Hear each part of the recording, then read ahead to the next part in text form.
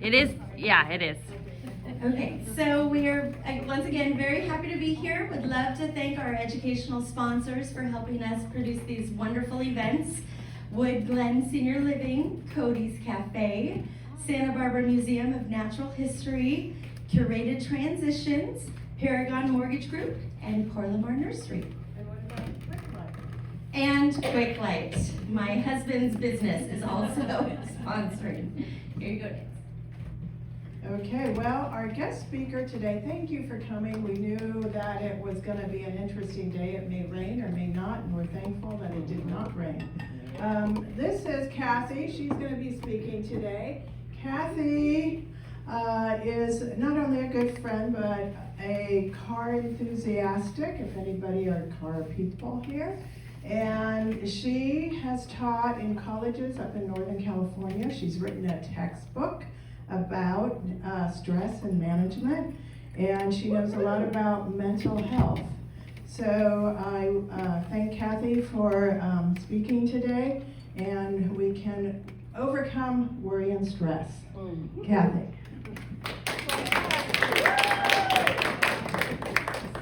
Well, I've already overcome mine because the cord did not work with my computer.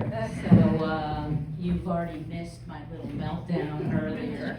So it happens to all of us, and that's what we're going to be talking a lot about today. And it's always my goal when I speak, especially on this subject, not to stress anyone out. So I thought we would do a little exercise first. So just kind of turn your attention inward. You can close your eyes, you can keep them open, whatever helps you to be comfortable, and just start to slow down a bit. Pay attention to your breath, your body, and just start to see what you notice.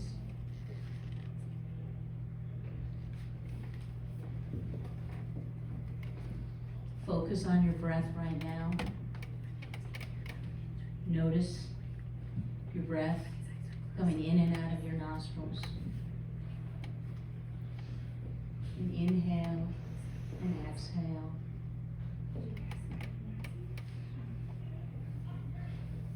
And do it a few more times, trying to lengthen it. And just allow yourself to slow down. Take time. Try to let go of whatever thoughts.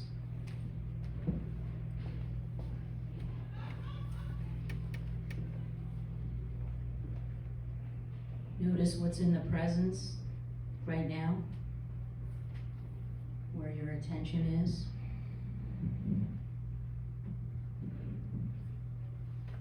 See if you can just ease into just being in the moment without judgment.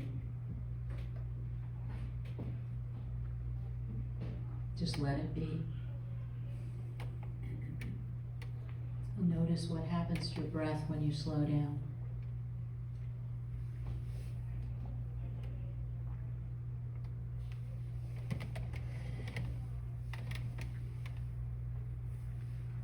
And when you're ready, you just come back into the room.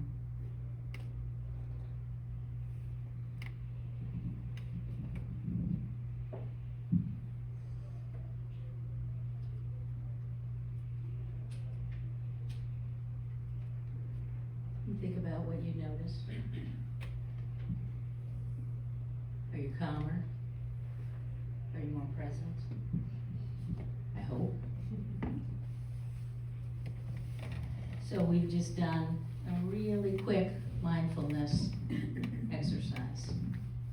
And you'll see as we go through today how easy it is to do these things and incorporate them in your life. And it's a challenge for all of us, including me. I am no expert. All of you are the experts on yourself. It's important to remember that. So a little bit of what I'm going to do today, aside from not stressing you out, that's always my goal, I'm going to work really hard on that, is to give a little bit of an overview and some definitions of what terms are and what it means.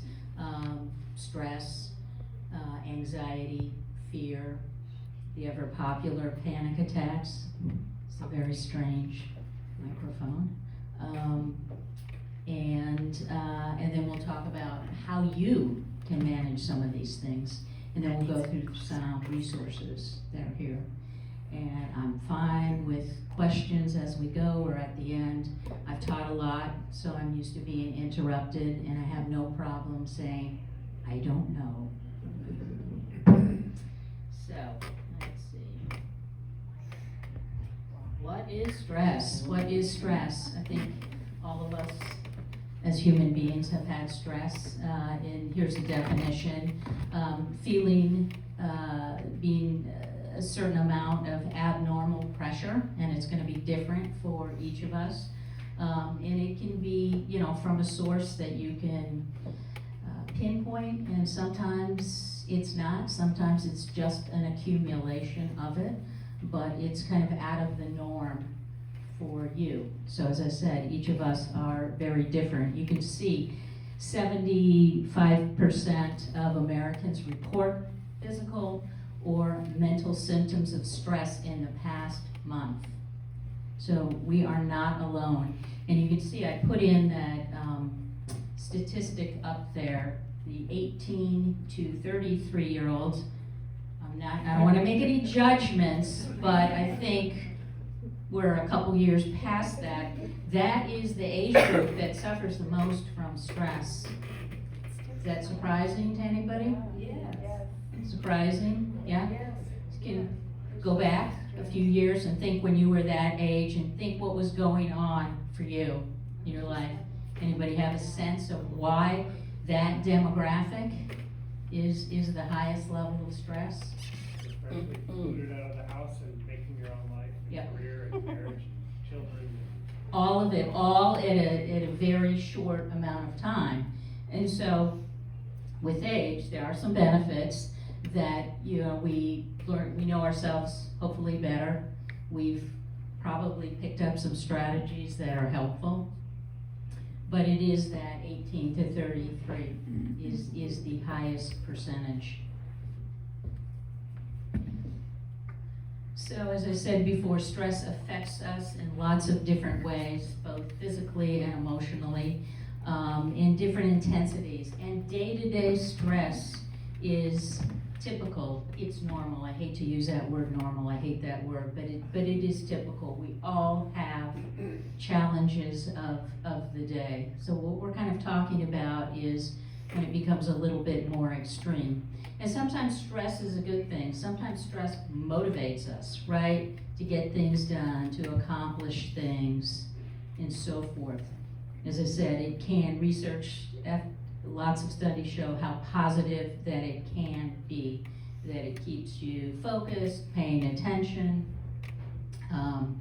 but it's when it's short-lived.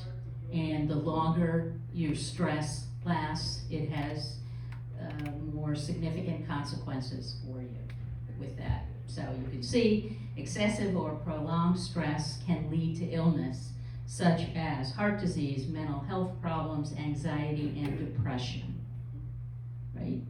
And our bodies, I'll talk about it a little bit later, are wired just through our DNA to respond in certain ways, and certain hormones are released, which causes a stress reaction, and you can have some physical symptoms besides some emotional ones.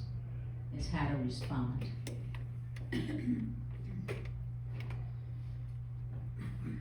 So here are some of the symptoms that can happen with stress, and again, we're talking more on the extreme, that people can have sleeping problems, you can have difficulty regulating your body temperature, changes in appetite, and this is what is triggered by those stress hormones.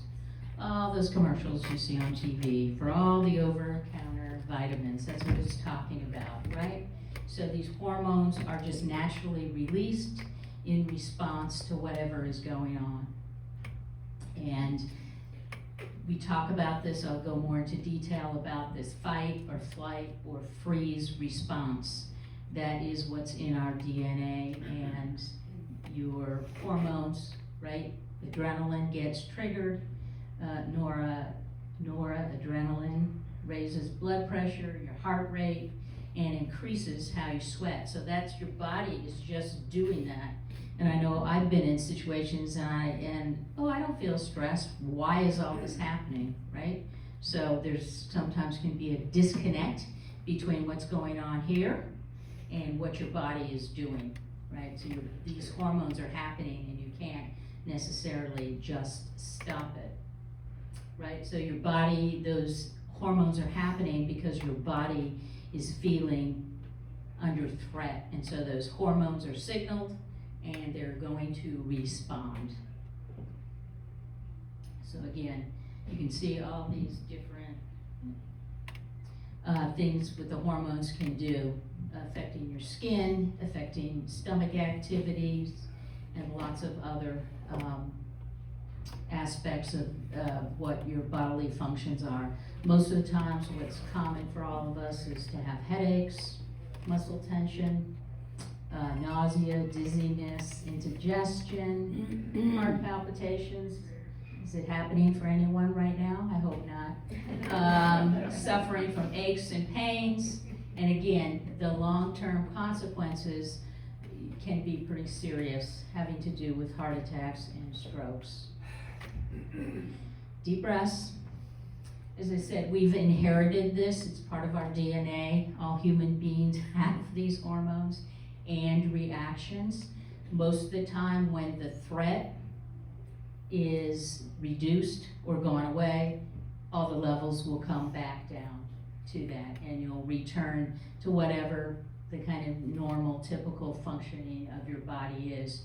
But the more you stay at this high state, and it's continual, this is when there can be some pretty difficult consequences of that, and it can be long-term damaging your health. Again, when you are, so those are the physical things that can happen. There are also obviously emotional things can happen. For some folks, you can have long-term anxiety that comes into place, irritability, low self-esteem can happen. Sometimes folks will feel like they want to be disconnected, perhaps not being as socially engaged as they normally would, depression. So you can see how these are all connected. Again, some periods you can have constant worry, thoughts racing, going over the same thing over and over and over. We're going to talk about ways to stop that. Losing temper, all of these things. I've had all of those things happen, and I'm still standing here. Okay? So, how do you identify signs of stress? Again, each of us are different. Everyone is going to have different levels and different triggers. What is important is to kind of address it as soon as possible, to see how you can manage it, and in some situations, solve it. Some things to look for. Here you can see feelings of constant worry or anxiety, feelings of being overwhelmed, difficulty concentrating, mood swings, just kind of changes in how you normally operate, irritability, having a short temper, difficulty relaxing, depression, low self-esteem, eating more, eating less, the same thing with sleeping, something that is different from your normal pattern. Using alcohol, tobacco, non-prescription medication, aches and pains, diarrhea, constipation, again, feelings of nausea, dizziness, loss of sex drive. Again, if you are feeling these and it's been going on for a long time, your first way to intervene would probably be to get an appointment with your primary care doctor and discuss this. You always want to rule out if there's any underlying physical condition that's going on that's causing this. And certainly a doctor is the person who can sort that out. And if it's not, hang in there with me. As I said, all types of situations can cause stress. The most common have to do with the fun topics of work, money, and your personal relationships. No surprise there. These are the big triggers that all of us deal with. It can also have to do if there's some major life change going on in your life. Things like going through a divorce, going through death of a loved one, unemployment. All of these things are big things creating changes in our lives that definitely can cause stress. And as I said in the beginning, oftentimes there's no obvious reason, and that is frustrating. It's super frustrating. When you can't identify it, and the situation's always been going on, it doesn't seem anywhere out of proportion. It doesn't mean that you can't find ways to manage it, even if you can't identify what the underlying cause is of that.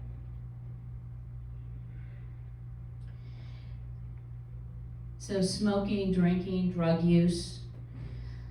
A lot of times folks partake in these as a way to manage the stress. So I'm talking about more than the typical kind of recreational use. And it often does work for a short time to help manage whatever symptoms, whatever reactions you're having, but it doesn't last. And in particular, it increases the anxiety and stress and causes many more significant problems from that. Again, over and over, I mean, I've seen this in my own work. It actually makes things worse, and then you could lead into a whole series of much more significant problems with that. Oftentimes, prescription medication is prescribed by a doctor or a psychiatrist to manage. Sometimes people are giving tranquilizers or sleeping aids. Again, it's usually meant to be short term, and many times the medications can be misused. So you should be aware of it, that many of these things can lead to addiction. Many of the drugs, they work in the beginning, and then you need more, and you need more, and you can see the cycle of where things can go. So you do need to be mindful about this. Any questions on stress for now? Okay, here's everyone's eyes are super wide. Yes. I have one. Yes. Can you become addicted to stress? I do think some people can. It's that adrenaline. So we've all had adrenaline. You get adrenaline from physical things. Your adrenaline will boost up. You watch a lot of horror movies, and I like that feeling. It's a different kind of high, and it can become reinforcing, and it can do definitely harm to you physically and emotionally, and probably also to your interpersonal relationships. But yeah, it can happen. Good question. Sherry's my friend, so she gets a gold star. All right, fear. Yay, fear. So again, this is a human response, which is vital to our survival. As I talked about before, this is from our DNA. Again, it's how we respond to emergencies, to stressful situations, right, in the moment. So fire. Well, I'm not going to say it because it's probably against the law to say it. Here we are in a building. But all of us would have a reaction, right? We would all, right, we're going to start, our hearts are going to pound. Okay, action, action, action. I need to do something. So fear is usually something that is in the moment, right? But it can be translated to other things that aren't life-threatening, right? I'm taking an exam. I've certainly had that feeling, right? It's a job interview, right? We've all had job interviews. Public speaking. I used to be petrified of public speaking, petrified. I got over that when I went to graduate school, right? But it's a normal reaction that we all have, that fear, but it's more in the moment. Anxiety is fear, but it's anticipating something's going to happen. So it's not necessarily in the moment, right? It's a threat that something is going to happen, right? So anxiety can last for a short time. It can also last longer, but you're constantly worrying over the situation over and over. And it definitely can disrupt your life, big time. And again, you're gonna have very similar reactions to what we had in stress. All those body reactions, all those physical reactions are going to happen again. And it often can, when it can get so out of hand, it can prevent you from doing the things that you really want to do, the things that you want to enjoy, whether it's getting together with friends, traveling, leaving the house, going to school, going to work. It can be debilitating for that. Again, almost a third of adults experience an anxiety disorder. I'm not just talking about a little anxiety, a big time in their lives. The good news is anxiety is highly, highly treatable. The bad news is, and I'm speaking as a therapist, is most folks don't seek treatment. Most folks, the anxiety itself stops from getting additional help in this. So it is one of the, of all the areas in psychology, it's one of the fields, the anxiety disorders, that is highly treatable. And I'm not even talking with medication, just with talk therapy. But again, it's getting folks to come in.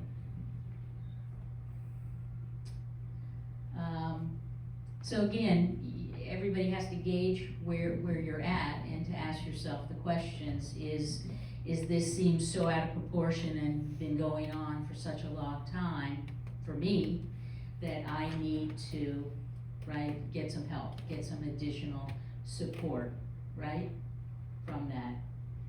And often what you learn, and a lot of the anxiety treatments are about, is helping folks to face whatever that fear is, whatever that is, and to do it in little teeny steps. And most of us have already done things like this without even realizing it. When you face it and you take those little steps, wow, it's not so bad as what was going on in here. That happens to me all the time. It's that anticipation over and over and over and over again, right? But we gotta try to stop that pattern from happening so we can live our lives. What makes you afraid? I think lots of things can make us afraid. And again, it's gonna be different for each and every one of us. But starting to recognize that I'm having anxiety and it's tied to this is the first step in overcoming it, in dealing with it, in recognizing it. That's always the first step.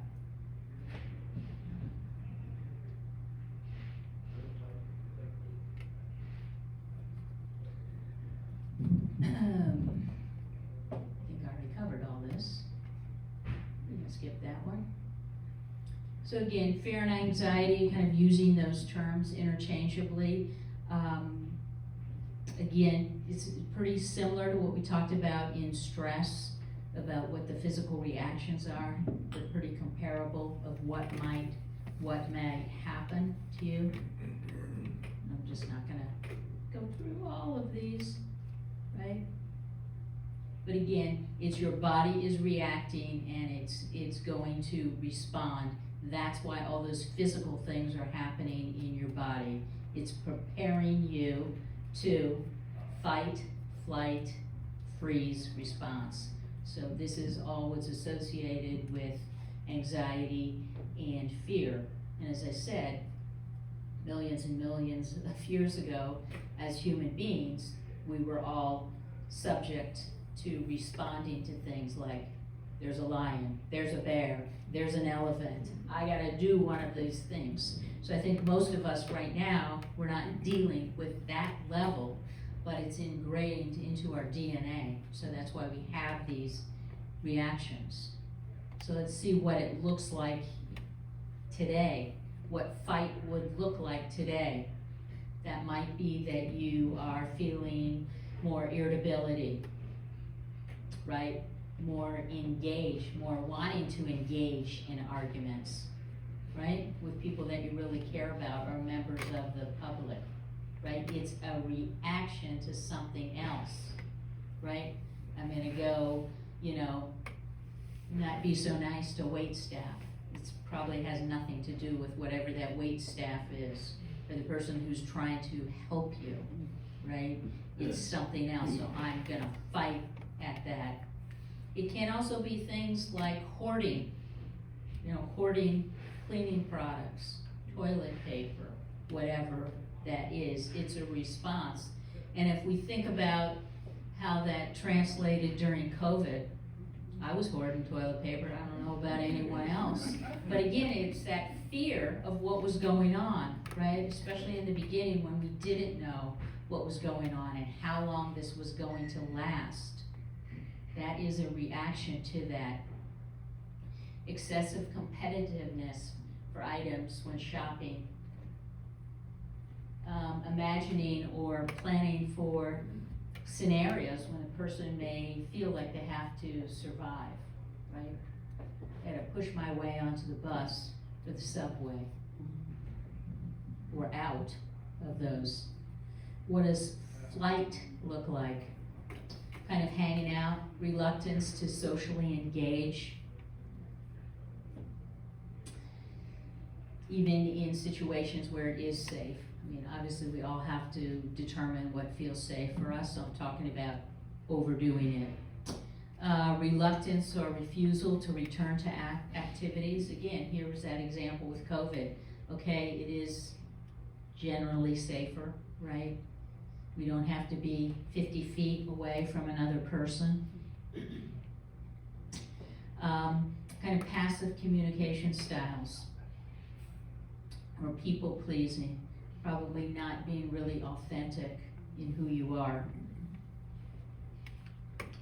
And then freeze, so kind of numbing out behavior. So this is what I talked about before, having to do with substance abuse, of getting into excessive alcohol, non-prescription drugs, zoning out in social media, going down that path. So I'm sure everyone here is into TikTok, right?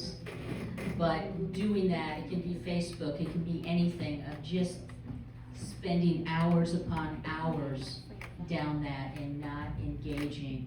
It can be zoning out in front of the TV or the computer. But those are all examples of what kind of freeze would look like. Not that we're freezing in front of lions and tigers and elephants anymore. And this slide kind of looks like trying to portray what's happening in your nervous system, as I talked about before, of how all those hormones are released. And the more arousal that you have, you can see freeze, disassociation, numbness, depression, shame, feeling trapped, loss of energy, helplessness, shutdown. So that's where all those go into that freeze category. Then we have flight or fight, panic, anxiety, fear, worry, concern, irritation, anger, frustration, rage. And then you can see when we have the least, right, when all those hormones aren't released, we're going to be more prone to engage, to be socially engaged with other folks, feeling connected, feeling safe, feeling grounded, curious, present, and having compassion. So that's always what the goal is. And to be able to manage when that arousal gets triggered.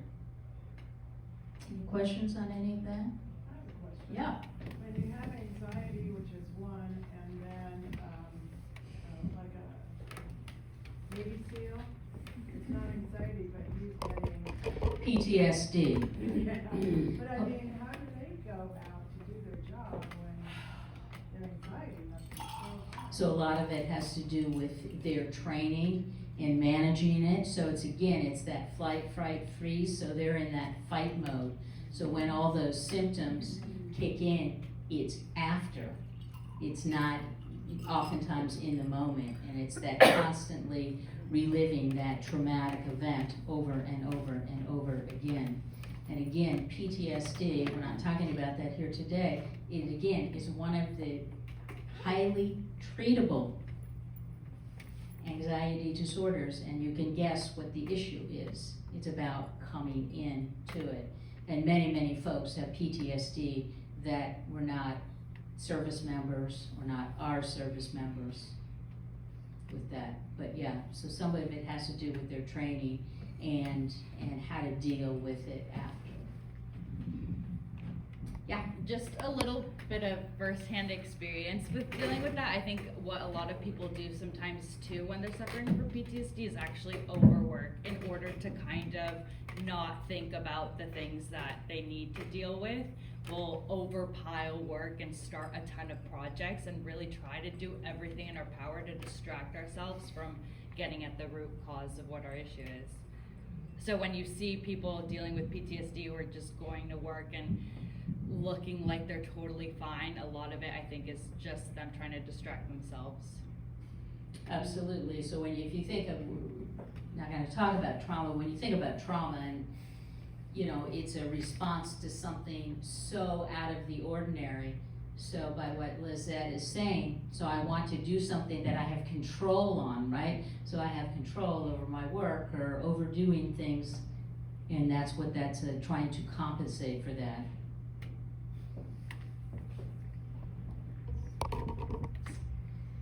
All right. She had a question here. Oh, Dolly. I'm sorry.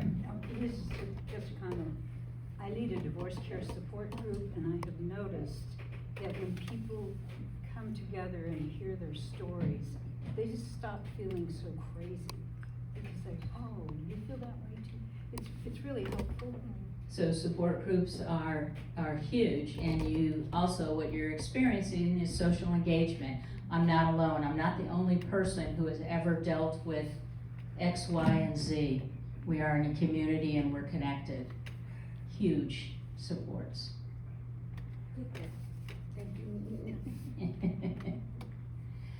Okay, we've gone over that. Let's see, I think I've talked about this. What do we feel like when I'm not in danger? So again, modern living, which we talked about, feels very different than how our bodies were geared. So here's the elephant. The elephant or woolly mammoth, again. So our body's meant to react this way to respond. But here's a question that we're often asked. Why won't my fear go away and leave me? When am I gonna feel normal again? Because most of us do not like feeling like this all the time. And again, there can be triggers, right? Triggers can be a situation, it can be a person, it can be a memory. And sometimes we don't know when that's gonna sneak up on us or how long it will last. And even if you recognize that it is out of proportion, why am I so upset about this? This makes no sense. I know it. Why is my body acting this way? Why can't I stop thinking about it, right?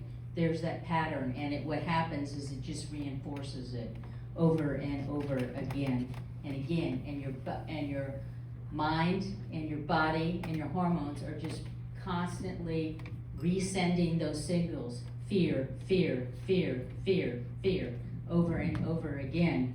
And here we go with the panic button. Panic attack. I've had them. Terrible. So a panic attack is when you are feeling so overwhelmed, right? Physical, mental, feeling of fear, right? People have panic attacks, say they feel like they're having a heart attack, right? That you can't breathe, that you are losing it. Panic attacks last, usually they peak, they go away within 10 minutes. But when you are experiencing them, it doesn't feel like that. Panic attacks are the #1 reason people end up in ER. The #1 reason people go to emergency. Even if you think you're having a panic attack, go to the ER and get checked out. Don't play around with these symptoms, and you'll get in right away, and they'll determine that it's a panic attack. And there is absolutely nothing wrong with going to the ER and getting checked out with that. Again, 11% of adults experience panic attacks yearly, and I'm guessing that's underreported. So this is super common. So this is, again, that reinforcing pattern that goes into play. And oftentimes there isn't a trigger. There isn't something that just happened. Either an interaction with a person, a memory, a situation. It usually has more to accumulation, right, of lots of anxiety over time.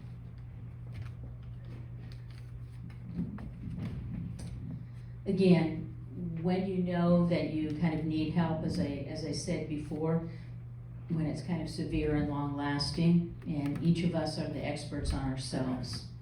So there's not, some little measure. Everybody knows themselves better.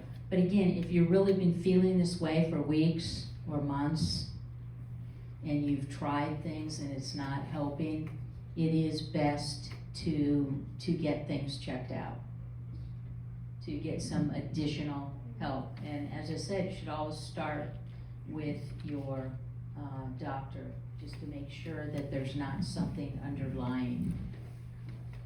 So again, how can you help yourself? There are lots of things that you can do. As I said, these are natural things with that to do.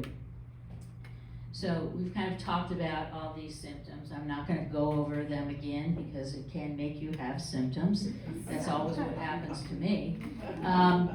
When you are feeling stressed, take a couple steps. Realize when it's causing you a problem. Take a minute to ask yourself, why am I feeling tired? Why am I overeating? Why am I undereating? Why is my sleep messed up? Why am I feeling this way? Take a pause and start to ask yourself those questions. See if you can identify the causes, right? See. And kind of the best thing to do is to try to group the possible reasons for your stress into categories, right? Try to see what you can do. Are there some things that can be solved? Are there some situations that can come up with a practical solution, right? And are there some things that I just can't do anything about? And that's where most of us get stuck, right? Can I let go of the things I don't have control over? Can I stop worrying about things like that I can't change? And will some things sort themselves out? Sometimes they do. Take a look at your lifestyle. What are you doing too much of, too little of?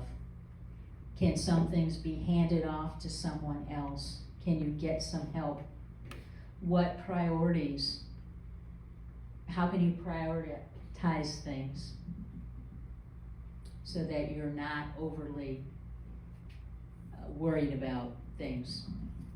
How can you protect yourself? We all know these things. Eat healthy, right?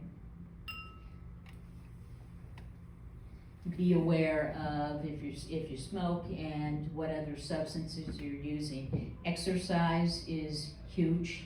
It can be a big release for stress from that. Take time out to relax, right? Take time off. Maybe you need a me day. It's fine. It's fine. Whatever that is. Be mindful. So we'll go through some more of those exercises, just like we did at the beginning. But mindfulness exercises such as breathing, meditation, all of these things are highly, highly effective. Again, you could guess what's the issue. Are you going to do them? Are you going to make it part of your practice to do? These things work and they are easy to do. Learning to relax, so here there's, by doing breathing exercises just like we started. And I'll go over more of these resources later on when we take a look at this handout I put together. Again, as I said, this piece of if you do come up with an identifiable fear of what it is and what's stopping you from doing things. In the therapy world, we call this exposure therapy, of learning to take the small steps to be able to achieve things, or to that face your fear, that line, that tagline that's always out there. But these are things that can be done and are highly, highly treatable to do that. And sometimes you could just do these things on your own, that they don't have to be in therapy. Obviously, getting sleep is important, and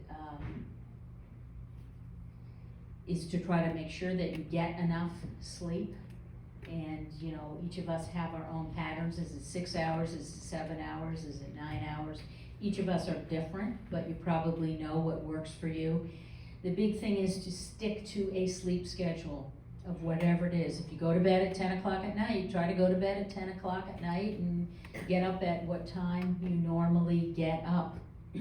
Pay attention to what you're eating and drinking, obviously. Create a restful environment. Probably one of the worst things to have is be in bed with electronics on. Everybody in here has heard all this with cell phones or iPads or whatever you have. It also has something to do with that blue light. It does mess up your sleep and that light, so it is the best not to have that in bed. The other things, it's important if a lot of people take daytime naps, nothing wrong with that, but you probably want to limit it to not more than an hour or an hour and a half. It messes up your sleep later at night if you go beyond that. So I won't bore you with the whole thing about sleep and REM and all of that, but it does mess you up. So you should pay attention, unless you're ill or something. You don't want to sleep 4 hours in the middle of the day. It will mess up your sleep pattern. And of course, to exercise, whatever that is. But I think the best advice is to not be so hard on yourself. Pat yourself on the back, give yourself a break. Everybody in here has bad days. We all have bad days. Sometimes it can be a week, right? We all do. That we're all human beings, and it's okay, and most of the time it does pass. But when you kind of feel like it's beyond this, it is best to seek professional help.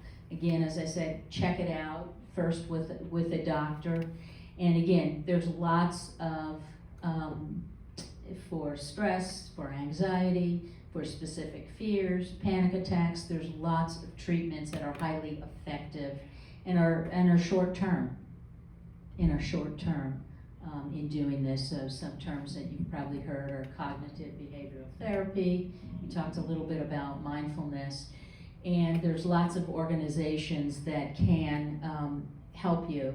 So Santa Barbara, plugs for Santa Barbara, we have 211 that you can pick up your phone and dial that, and you're gonna get linked in with referrals for mental health. So 211 they'll just ask you a few questions of what you're looking for, and you're gonna get resources for local community-based agencies here in the county with that. Other things that you can get hooked up through are Medicare. So we'll go through the resources on that. So Medicare does provide coverage for therapy, a good thing. As somebody pointed out, there are lots of support groups, both in person and through your computer or even through your phone for being with other people. They're often facilitated and to help with that. And again, if you have insurance through Psychology Today, I put this one up here, that's where most private practice therapists have their websites and their listing and all of their information, and they'll also tell you if they take Medicare insurance. Again, this is covered, and there's been a big change in the United States, so has opened up providers that are beyond psychiatrists, psychologists, and social workers. So folks like that have a license, like I do, a licensed marriage family therapist, can now provide therapy to folks that have Medicare. So this is huge. LMFTs, that's what I am. We are I think there's 60+ thousand therapists in the state of California. So it's gonna be a lot easier to get services. And also things that have changed. So COVID did do a few good things. That now we have telehealth. So meaning that you don't have to go into an office if you prefer not to. Most therapists are now offering services via your computer, and some even through the phone with that. So things are much more accessible in terms of that. So you all have this little handout that I put together. I can kind of explain this a little bit before we finish up. So here is for you in as I said, into the county, that 211 that you can use, and that's going to tap you into county and non-profit agencies with that. And depending on what kind of insurance that you have, they'll guide you in a direction. Sometimes many nonprofit agencies provide services without any charge. Again, there's the private practice therapist. So Psychology Today, you just put that in your browser and basically punch in your zip code, and you will see so many therapists, right? That it'll take a while, and they'll tell you right off the bat if they take insurance, if they take Medicare. They'll tell you what their fee is and so forth, and it'll give you a little bit of bio and tell you how they work, so you can get a sense. Also, most private practice therapists will do a consult for 10 or 15 minutes free of charge, so you can kind of see if it's a fit. And again, they'll also tell you if they do telehealth with that. There are so many apps out there that you can download onto your phone or even on your computer. I just put a few of them out there. And again, they're gonna have like exercises like that I did in the beginning. So you can see I put the popular ones, Headspace, Calm, Insight Timer, and then I put a whole bunch of ones that are free. So poke around, see what fits for you. Some of them are way too woo-woo for me. But you may be a woo-woo person and it fits. So you just kind of have to poke around. I put some websites, that UCLA one is a great one. And if you want to do more, there's some courses you can take.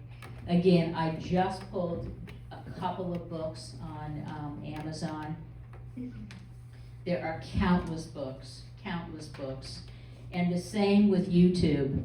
YouTube is a wealth of information, and I, again, just put a few videos that you can tap into and see if they're helpful. And if they're not, turn them off with that. Any questions on any of that? Yes? I have a question about screen time at bedtime. Is it different if you're listening to a podcast versus having the news screen? I think it's that stimulation. You're not letting things just shut down. So what you're trying to do is keep your bedroom and your bed to sleep in. If you want to listen to a podcast, be on the couch. It's just kind of that sleep training, just like most of us did with an infant. Well, you said the thing says, number 2, set aside time to reflect or journal. That's what I'm thinking. Oh, you're looking at this. So if I do that at night, I'm counterproductive. I think it's not necessarily counterproductive. You know what works for you. If you feel that is interfering with you just kind of shutting down and getting some sleep, then I think it's fine. The thing about the screens, it is that blue light that does really mess you up. I have a husband that's totally into that. 3 in the morning, I see him with the phone under the covers. So you can see what an awesome therapist I am. I just learned something recently. Somebody told me, she says, I have a tendency to wake up at 3 in the morning sometimes, and my brain just starts firing up. It's hard to shut down. And the thing that I learned recently, I read it somewhere, I can't remember, was instead of just going down that path of thinking what you're thinking, think of really disjointed things. So force your mind to go carrot, chair, lawn.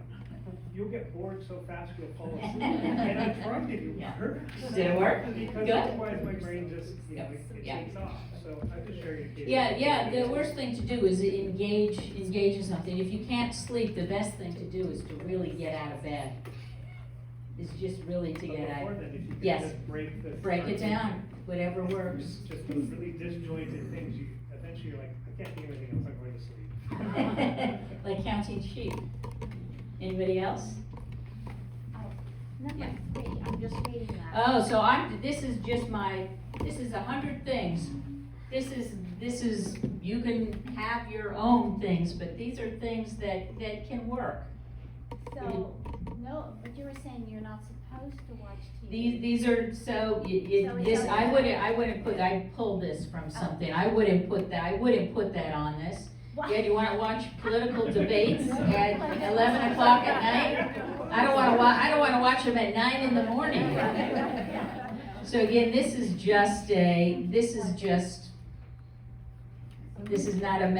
not, what I'm encouraging you is you come up with 10 things that work for you.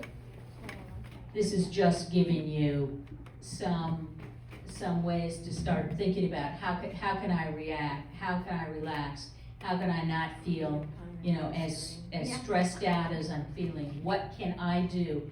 What all of these things are, what all the bottom line is all about being active. It's about doing something. So that's really what we are focusing on. Yeah, this can go on and on and on. But as I started out today, was really talking about, each of us are the experts on ourselves. Everyone in here can come up with 10 things on their own that work for you. This is just,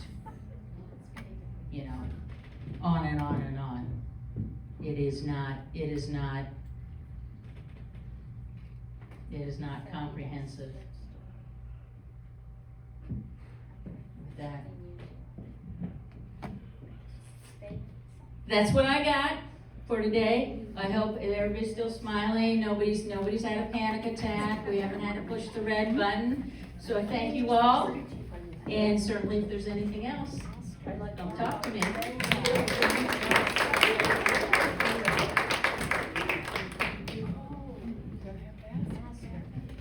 We have a question where you found the list. Where did you find this list? Oh, some website that I, copied around. You want the, Yeah, I do. okay. I'd like to read them all, Okay, okay. Put you to sleep. Yes, I'll get it, we'll get it. Lizette already has it on her computer. Here we go. I just wanna know, can you bake something and knit a scarf at the same time? Yeah. I'm sure you can. That was interesting. One more round of applause for our amazing speaker, Kathy. Thank you. And for the record, when it's time to sleep and I can't sleep, I actually turn on the TV, but I do like the home shopping on like the special islands or on a lake, because it's always just fun just to unplug and watch all of those beautiful homes. I'm like, okay, and that helps me relax. Thank you. I just wanted to make sure we have everybody's entry in the drawing. So we have Carol, Mary Ann, Julie, I have yours. I put it in here. And everybody good? Okay. So we have a gift basket back there. Oh, excuse me. Fold it up in half. Mix these in there.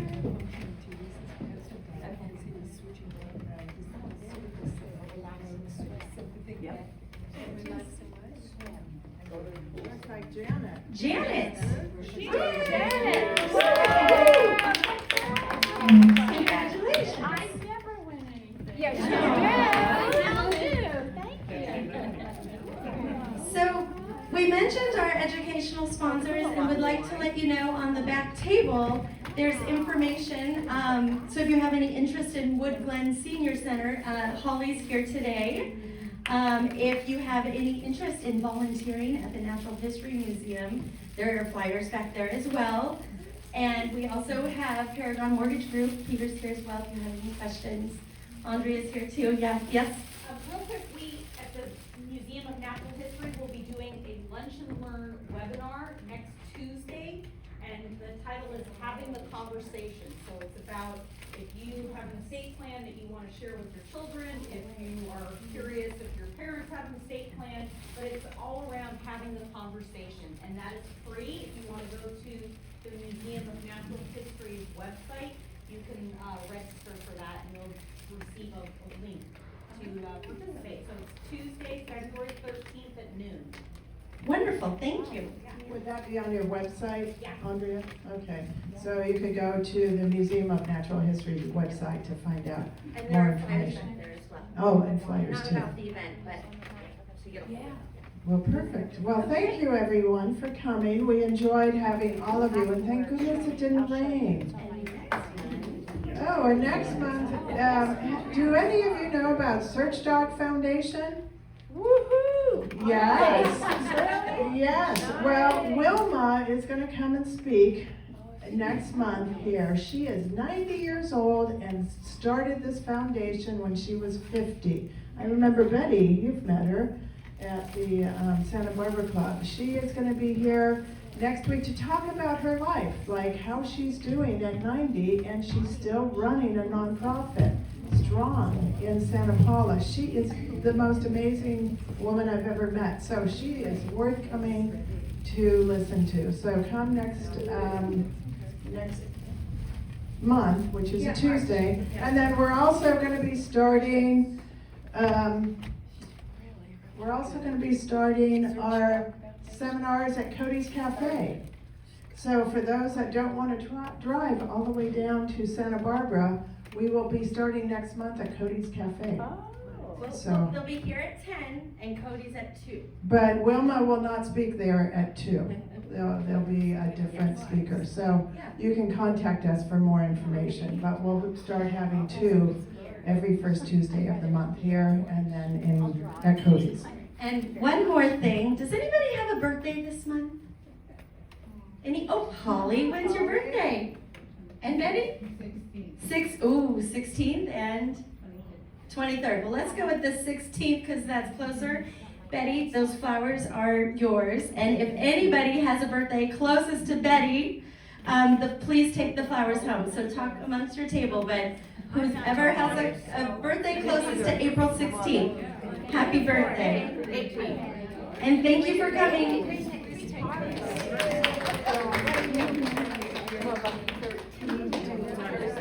It is 11:15. Okay.